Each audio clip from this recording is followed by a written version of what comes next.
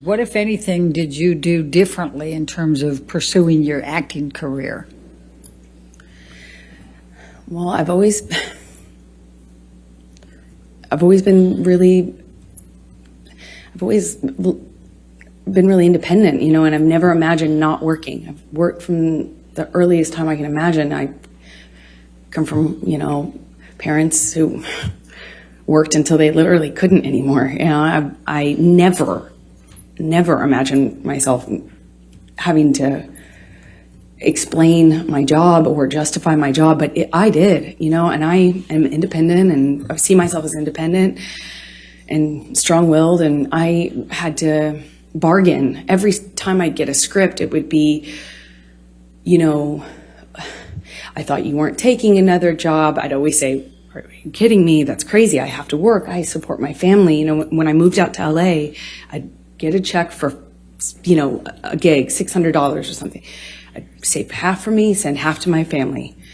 I kept having to justify taking work by saying, I'm supporting my parents, I'm supporting my sister, I'm supporting my family, I have to work. And he would say, you don't have to work, kid, let me take care of you, my woman doesn't have to work. And that sounds really sweet and really romantic in some way, but it became a real fight. Every time I got a script, it was what kind of, how I was dressing, what kind of behavior I'd have, how did I have a sex scene? And then I started saying, no, I won't take the sex scenes, or, I'll take the part where I don't play, that kind of character. Or then I started minimizing the kinds of kissing scenes that I had. And eventually I had to change the wardrobe that I could have in the movie. I couldn't have a sex scene, but that all, it didn't happen all at once, of course. It was little thing after little thing after little thing. And eventually I found myself pushing as many scripts off my desk as I could, picking the ones that had minimal makeup, dressed as conservative as possible, finding ways to minimize the scenes I had where I had a romantic involvement of any kind. It was a constant battle and negotiation.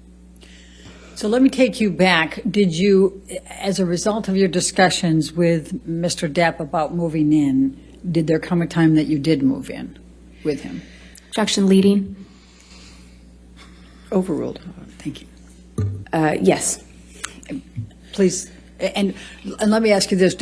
You've talked about penthouse, we've heard a little bit about penthouse appointments and suites. Could you just explain to the jury the different places that Mr. Depp had in Los Angeles and what they were called, just so we have some context here when we're going through all this?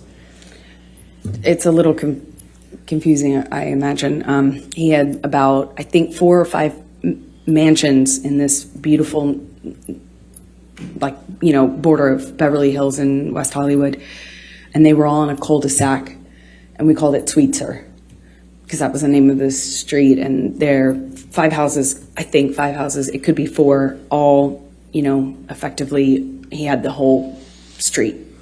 Then he had about 5 penthouses downtown on the same floor of the Eastern Columbia building, which you've heard about, the ECB. And Juicio was, Johnny's kingdom.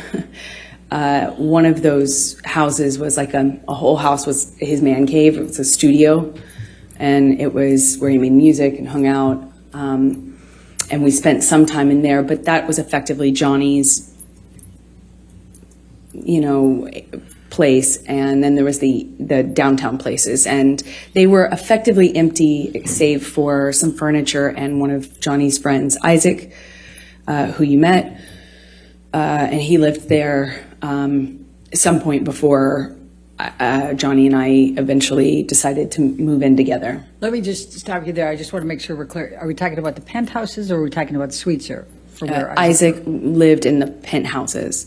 Okay. The rest of them were pretty much empty. And my best friend, who I was very, very, very, very close to, went through a breakup, and he very kindly insisted on moving her into this penthouse. And of course, she said no for the first few times, but he insisted and said they were empty and he would love to have her move down there. And he very kindly moved my best friend downtown. Problem was is, Rocky? Yeah, Rocky Pennington. But the problem is it's like 30, 45 minutes from West Hollywood where my place was, which we call Orange.